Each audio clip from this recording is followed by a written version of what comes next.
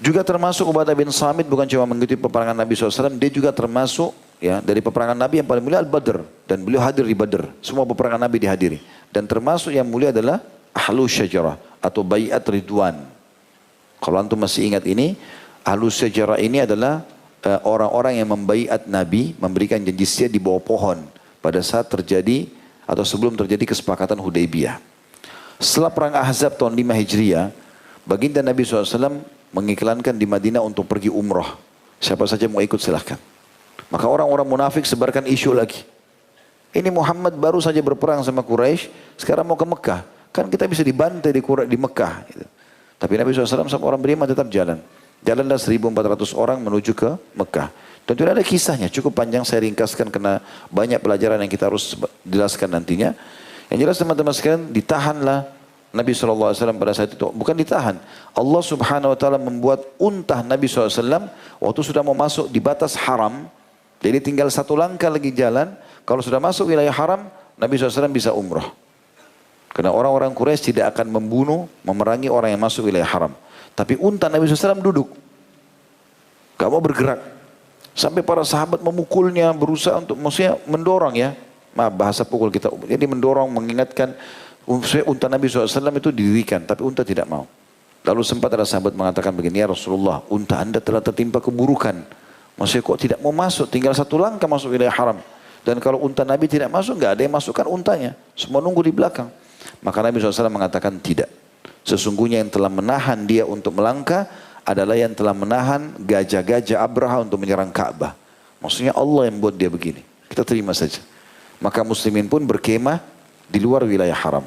Waktu itu kebetulan, waktu Nabi SAW mau masuk ke Mekah, Nabi sudah dengar kalau Quraisy sudah keluar dengan 3.000 pasukan dari Mekah. Mau menghadang di wilayah haram gitu kan.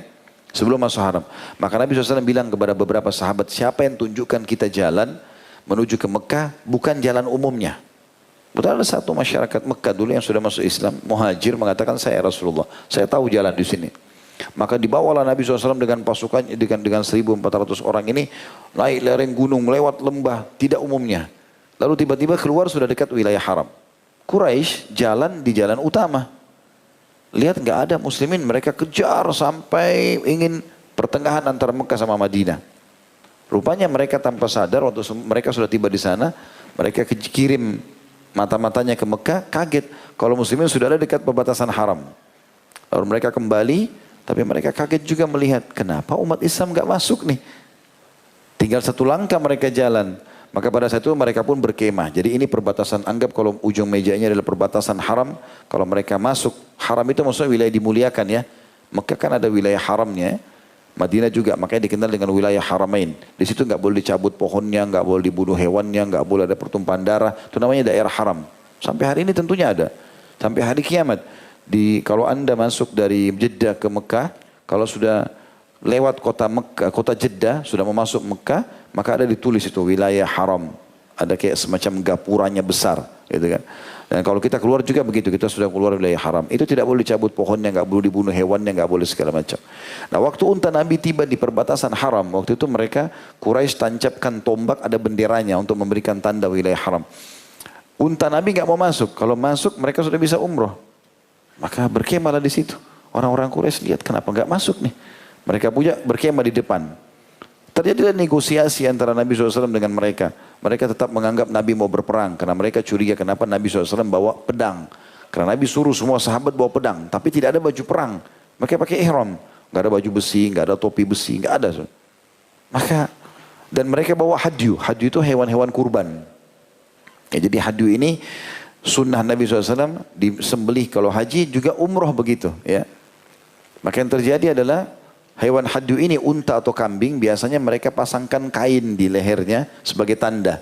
Dan orang Arab semua tahu, baik orang kafir atau orang muslim kalau ini hadyu, ini hewan yang akan dikorbankan. Banyak Nabi SAW bawa. Waktu lagi negosiasi, orang-orang Quraisy lihat hadyu itu. Tapi mereka masih curiga. Kayaknya ini mungkin mau berperang nih, masuk Mekah bawa senjata. Nabi sudah bilang, pedang kami nggak bawa. Kami masuk, pedang dijaga di sini, kami masuk umrah, kemudian kami pulang keluar lagi nanti. Seperti itulah. Yang jelas teman-teman tidak disepakati oleh Quraisy pada saat itu terjadilah kesepakatan Hudaybiyah. Dikenal karena itu wilayah Hudaybiyah. Sekitar 80 antara 60 sampai 80 km dari kota Mekah. Nah pada saat itu teman-teman sekalian, yang terjadi kesepakatan Hudaybiyah, muslimin tidak boleh masuk lagi umroh, tidak boleh masuk tahun itu kecuali tahun depan. Nanti ada namanya umroh qadha. Tapi pada saat terjadi negosiasi, mereka selalu menolak. Mereka selalu menganggap Nabi mau berperang. Nabi sempat bilang sama Umar bin Khattab, hai Umar, masuklah ke Mekah, ketemuilah Abu Sufyan, negosiasi sama Abu Sufyan. Bilang kita mau umroh. Mereka butuh jaminan apa kita? Oke. Tapi Umar bilang, ya Rasulullah, Anda tahu permusuhan saya sama Quraisy nih. Kalau Abu Sufyan ngomong macam-macam, saya bisa berperang. Gitu kan? Maka lebih baik Anda pilih orang yang lebih lembut dari saya. Dan juga sesuku sama Abu Sufyan, sama-sama dari suku Umayyah. Maka kata Nabi SAW, siapa itu? Kata dia, Uthman bin Affan. Nabi tahu memang Uthman bin Affan lebih lembut, Umar kan lebih tegas. Maka kemudian dipanggillah Uthman, Uthman pergilah ke Mekah, masuk. Dan Uthman tokohnya orang Mekah, orang kaya dulu. Orang-orang Quraisy juga tidak berani tahan dia. Masuklah dia ketemu Abu Sufyan. Abu Sufyan ketemu sama dia, masih ada hubungan kekerabatan. Ngobrol lama nih. Waktu ngobrol lama, Nabi SAW kira Uthman dihukum kah, dibunuh kah, dipenjara kah. Gak tahu ini apa yang terjadi.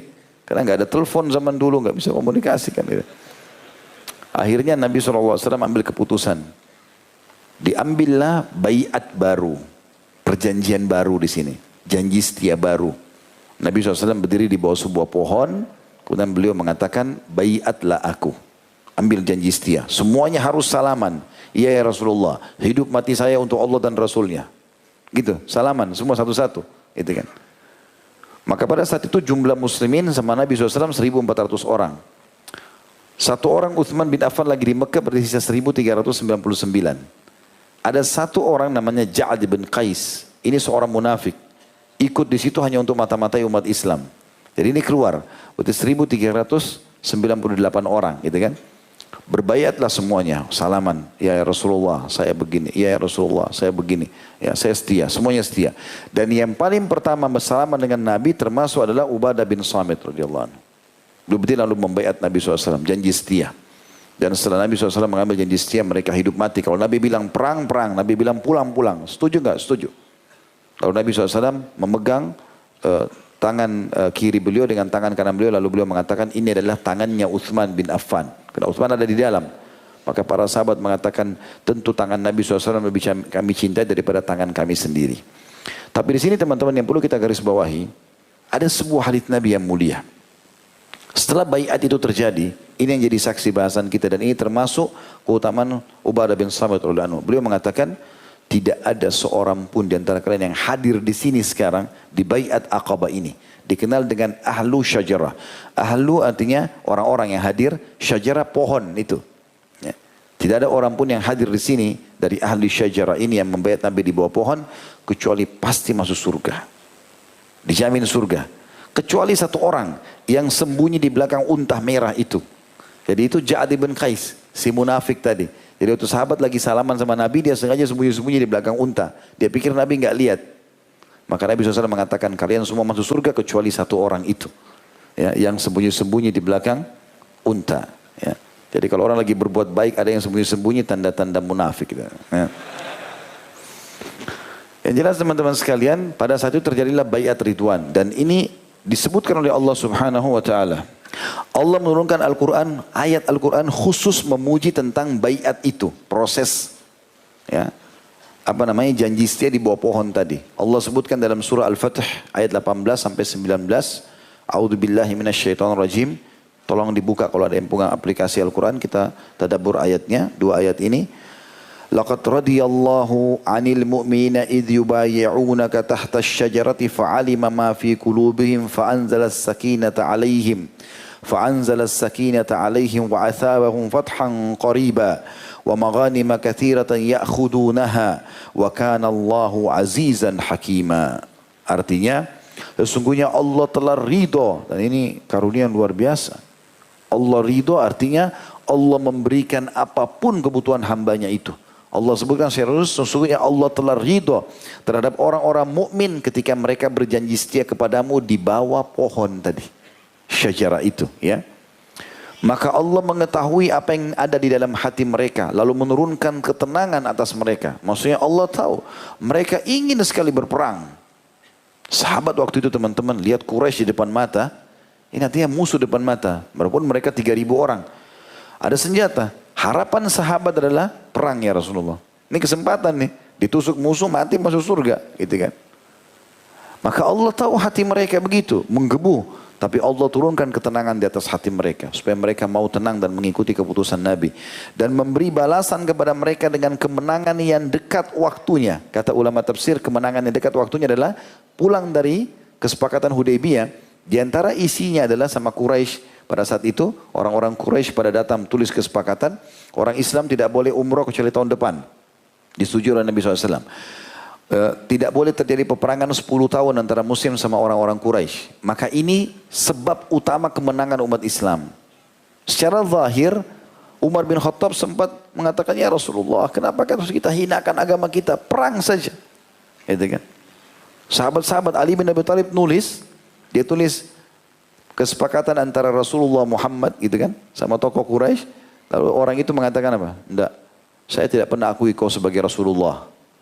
Maka Nabi bilang, hai Ali, hapuslah Rasulullah. Ya Rasulullah, bagaimana saya bisa hapus status anda ini? Nabi angkat lengan bajunya SAW lalu beliau hapus sendiri. Gitu kan? Hapus. Ini kesepakatan dari Muhammad dengan Suhail bin Amr, salah satu tokoh Quraisy yang menulis pada saat itu. Kemudian tertulislah di situ kesepakatan-kesepakatan. Gitu kan? Di antaranya adalah mereka, siapapun yang beriman dari orang Mekah ke Madinah harus dipulangkan ke Mekah. Dan siapapun yang kafir meninggalkan Islam dari Madinah ke Mekah nggak boleh dipulangkan ke Madinah. Ini menjengkelkan bagi kaum muslimin, gitu kan? Umar bin Khattab sempat marah, ya Rasulullah gimana nih? Gitu. Ali bin Abi Thalib juga mengatakan, ya Rasulullah bagaimana saya bisa tulis? Kata Nabi, tulislah. Nah setelah itu ternyata ada sesuatu hikmah yang luar biasa. Di antaranya Allah ceritakan itu dalam surah Al-Ahzab juga ya. Bahwasanya sebabnya kenapa Allah tidak izinkan muslimin perang pada saat itu walaupun mereka menggebu-gebu, karena di dalam Mekah ternyata banyak masyarakat Mekah yang sudah masuk Islam diam-diam. Dan itu tidak ketahuan. Kata Allah SWT, kalau kalian masuk menyerang, kalian akan membunuh mereka. Bisa saja bunuh saudara muslim dan itu akan menyesal. Dan ternyata Allah menjanjikan kemenangan yang dekat. Jadi setelah ada kesepakatan 10 tahun damai dengan Quraisy, berarti Quraisy tidak akan ganggu umat Islam. Pulang ke Madinah, langsung Nabi iklankan serang Khaybar. Orang-orang Yahudi duluan yang diserang, gitu kan? Dan Quraisy tidak bisa ikut campur di sini, karena sudah ada kesepakatan damai. Maka diseranglah Khaybar, takluk Khaybar, dan banyak wilayah-wilayah pada saat itu. Jedah waktu dari kesepakatan Hudaybiyah tahun kurang lebih 6 Hijriah, maksud tahun 5 atau 6 Hijriah ini, itu sampai pembebasan kota Mekkah di tahun 8 Hijriah. Itu teman-teman sekalian 3 tahun ini hampir seluruh suku Arab yang bergabung untuk menyerang Madinah di perang Khandaq, perang Ahzab di tahun 5 Hijriah itu semuanya ditaklukkan oleh Nabi SAW. Tinggal yang belum Mekah sama Hawazim. Dan pada saat itu betul-betul Allah berikan kemenangan dan banyak sekali kata Allah, serta harta rampasan perang yang banyak yang kalian dapatkan untuk mereka bisa ambil. Karena seluruh Khaybar dari wilayah kekuasaan muslimin. Seluruh orang-orang yang kalah diambil ghanimah dari mereka. Dan Allah maha perkasa lagi maha bijaksana. Setelah itu baru Allah izinkan pembebasan kota Mekah tanpa perlawanan dengan 12.000 orang pasukan atau 10.000 pasukan. Kemudian juga Hawazim kalah pada saat itu dan akhirnya takluklah seluruh jazirah Arab dengan hikmah Allah Subhanahu wa taala. Di sini dikatakan dalam ayat ini Allah SWT bersaksi atas keimanan mereka dan mengaruniahi nikmat keridhaan kepada mereka. Apalagi ada hadis yang menjamin surga bagi mereka. Dan Ubadah radhiyallahu anhu masih terus mendampingi Nabi SAW melaksana sepanjang mata. Ya. Kata para ulama yang saling mendampingi. Ia mengambil petunjuk dan ilmu dari beliau juga akhlak yang mulia. Baik teman-teman sekalian, ini sedikit cuplikan atau sedikit cerita tentang masalah tadi Hudaybiyah itu atau kesepakatan Hudaybiyah dan bagaimana keterlibatan Ubadah bin Samit karena beliau termasuk dari 1000 sekian orang yang dapat jaminan surga dan termasuk orang yang diridhoi Allah Subhanahu wa taala.